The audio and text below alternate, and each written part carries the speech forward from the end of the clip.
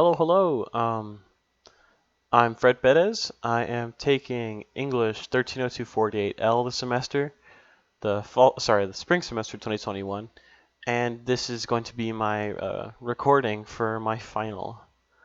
For the first question, what do you know now about how to compose posts on social media that you didn't know before my class? And what was the most difficult thing you experienced while trying to compose, create, and design posts with the social media? Well, I learned a lot. I learned how to make original content with a purpose. Before, I used to have a YouTube channel for gaming where I used to make short videos of me playing games, occasionally with friends, and I did that for my own fun. Um, I have the whole channel over here on a different page, but this is the channel I used to have and used to play games on and post videos, so I had some kind of experience, and yeah, it was more just for fun. It was nothing for any real purpose. But for this class taught me to the value of creating content with a purpose. Like my Learning to Fly series, that's based off of this whole semester's worth of work. Um, it as examples, like my research post, it was one of the prime examples of myself utilizing YouTube as a medium to spread my research. I did not think it would be too difficult, but coming up with the correct way to format research in a way that was easily presentable to an audience proved to be difficult. Organizing how I scripted my videos and how the visuals interacted made me get a bit creative with my transitions and different ways to have text show up on screen for my research video. Like for an example, I have my research video here, and it goes on about everything, and I feel bad because sometimes I butcher the names and everything. But I did have text show up on side of the screen to sort of describe everything going on during the video in a visual sort of way that presents the topics and everything else that is being presented, and having some creative transitions because Pilot's Handbook of Aeronautical Knowledge, your instructor or some other, because you gotta have some kind of things interesting in the video to have it visually enticing for people. My channel is generally the best example I have of using YouTube as a good medium of sharing research because now I have this whole playlist based off of content off of the research I created during this course. This whole playlist right here, these 4 videos that are, not too long, but a good length in each of them, are the main reasons that I've learned a lot, because all this is the the children of my works. I learned how to create simple drafts for better outlines, because before this course I only made outlines because it was a required grade and not for the benefits of having a good base for a piece of work. In this course I had to use it for all of my work to create good content, and the outline gave me a good idea for how I could create content and organize my ideas. Let me see if I can get you a good example here. Let me just get this tab. This is my whole doc of notes that I have on this course. And in this doc of notes, you'll see that I do have a couple of rough drafts for interview questions, and I'll go over all that later on. But I did create drafts for my videos, and I used this class to really give myself a general idea of how I wanted to organize all my videos and stuff. I created rough outlines, and these helped me to keep things clean and in order when I was working on editing as well and recording voiceovers for my videos. Like my research post, as part of my video creating process, I made it important to work on a rough draft and develop a script from that outline, because it was pretty difficult. So here's my rough draft for this video right here to the right, and it has the introduction, the data, the analysis, the conclusion, and I just sort of went based off of this draft by revising it. So this isn't really the rough draft, this is more of the revised draft, but I wasn't able to change it in time. But this is generally the basis for this whole video back here, and all the way that it was designed in the voiceover, and I base it mostly off of this rough draft that I had. Okay, for question 2, what do you know now about how research works and that you didn't know before my class? And what was the most difficult thing you experienced while doing research?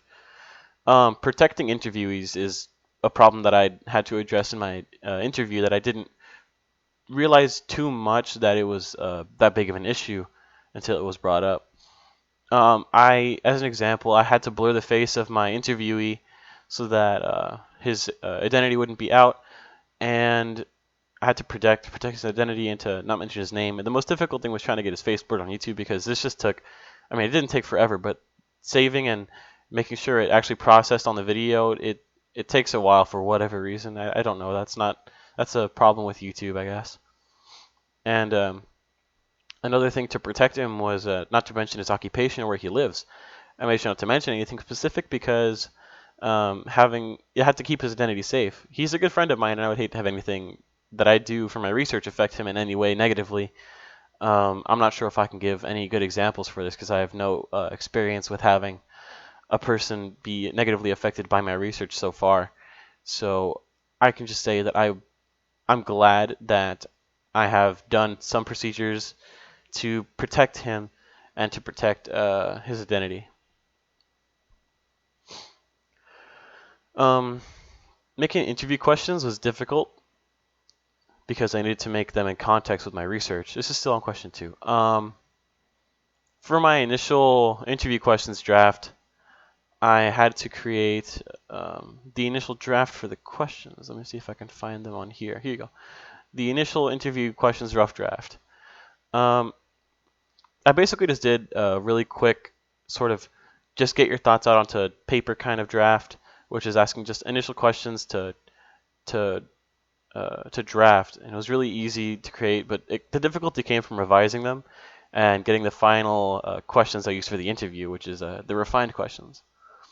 The final questions that I used were the most difficult part of the interview because I had to use the rough draft questions and got rid of the questions that didn't add to the research, like and tried to add questions that included parts that would be more relevant to the research, which is why this refined questions draft is a lot longer than the previous questions, the rough draft. And my interview answers are just responses to these questions, and I did actually ask for an extra comment on him, and he just said, keep on flying. For question 3, what do you know now about how to search for or talk about your secondary sources that you didn't know before my class? And what was the most difficult thing you experienced while searching for your secondary sources or communicating your secondary source ideas to your audience in a post? I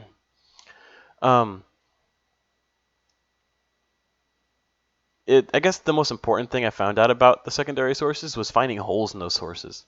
By holes, I mean like parts of the source that aren't completely that aren't mentioned in the source specifically.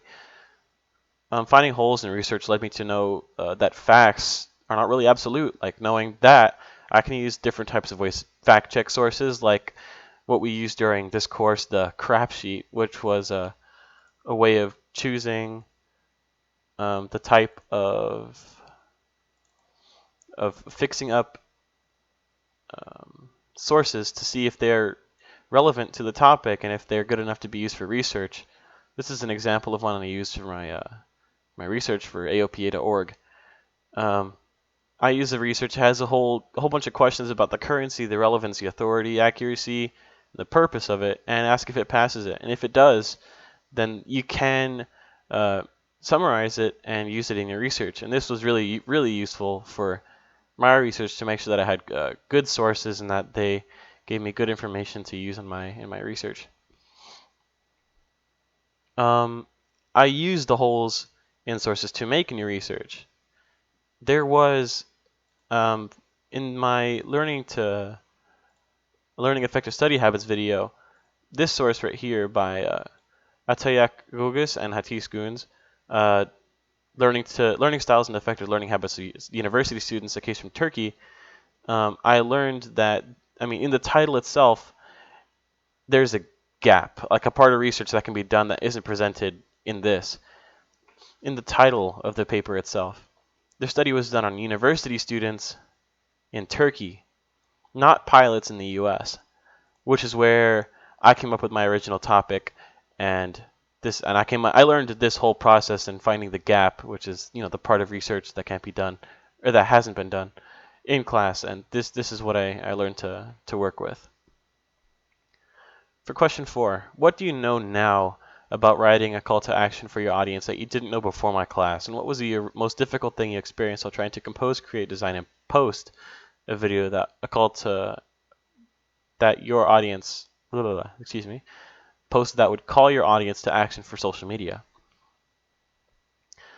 I know now that a call to action is in essence a convincing, persuasive video. I used a montage of videos for my call to action. I'll see if it can open up real quick here.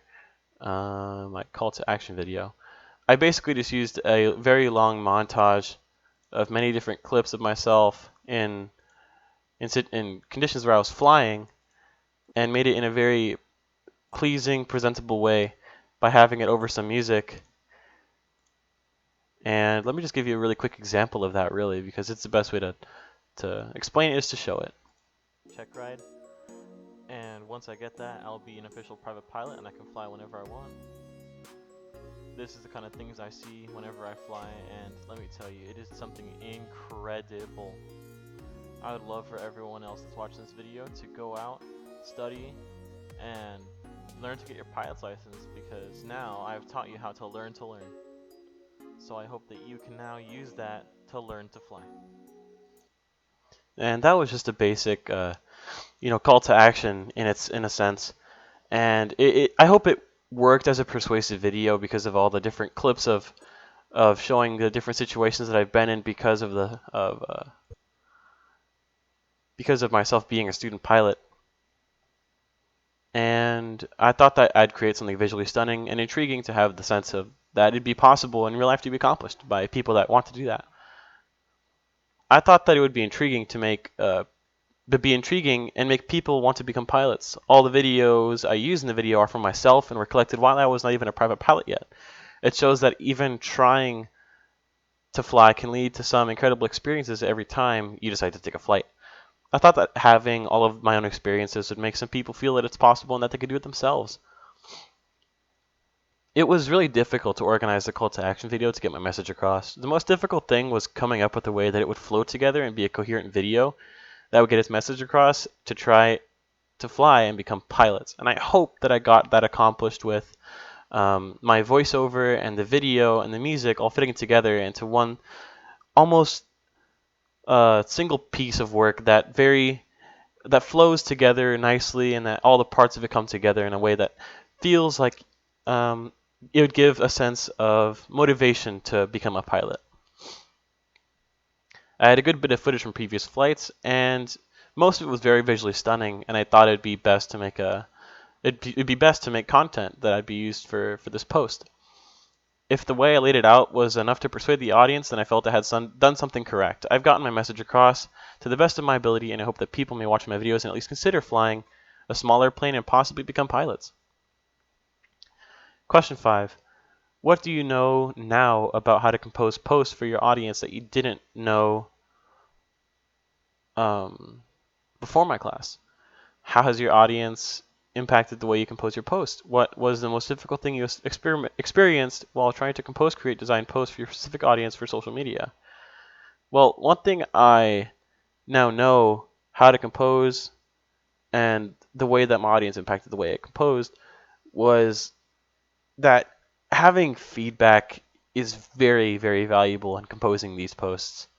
My first post my first feedback rather from a post gave me a good idea on how I could improve on it, and it told me that it'd be best to fix up the way hang on, let me see if I can find it.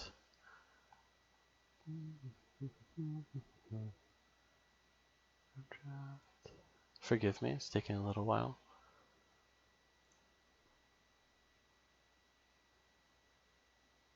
No, it's not this one. Anyways, for my initial video that I created, my introduction video, I had some feedback saying that I had to change the volume levels in the video so that it'd be easier to hear my voice over the music. And I did change that, and that did change how the video came out, because in the end, you're able to hear me better, and I'm better get my message across. It helped me make the post better and appeal more to the audience by fixing the audio flaws that it had. And knowing that it's for an actual audience of people looking to get insight on a particular topic made me try my best to create the good quality content and know that my audience was interested in the topic at hand. It made me try my hardest to make it seem possible to accomplish it in all of my videos. I hope that my own passion for the topic also helped give some motivation to the audience. The most difficult thing was knowing how to organize each post. Like, coming up with the most effective way to get the message across was the most difficult part. I constantly doubted myself on how I should organize my posts, and in the end I organized them based on the outlines I had created on this document, my rough drafts. I had them based off of this for my post, and I used them to make some very rough scripts. And my videos ended up coming out quite well. In hindsight, I may have just had trouble with self-doubt that my videos wouldn't be to a quality standard that I would like to have. But looking back, at the moment that I was creating those videos, that's all that I could feel, that they weren't to the standard that I would like to have them at. Question 6. What do you know now about working with your peers that you didn't know before my class? And what was the most difficult thing you experienced while working with your peers? I know now that having active feedback on posts is very helpful in improving the quality of the posts. I was able to correct certain faults in my post, like in my post 1 about the audio mistake, and found ways to correct it and make my post better for the audience because of it. I felt it was really nice to have someone else take a look at my work and help me improve it by giving me their 2 cents on how I could make it better. I gained a lot more insight on how to improve my post because of the feedback sessions we had with my peers in this class. The real difficulty was talking to them because of the distance. It was a delayed feedback process. This whole feedback session thing, you post what you need to have feedback on, and you get feedback from someone else sometime later, which having that delayed feedback is very difficult because sometimes you get the delayed response and you have to wait for hours to get the feedback you need to improve on it. And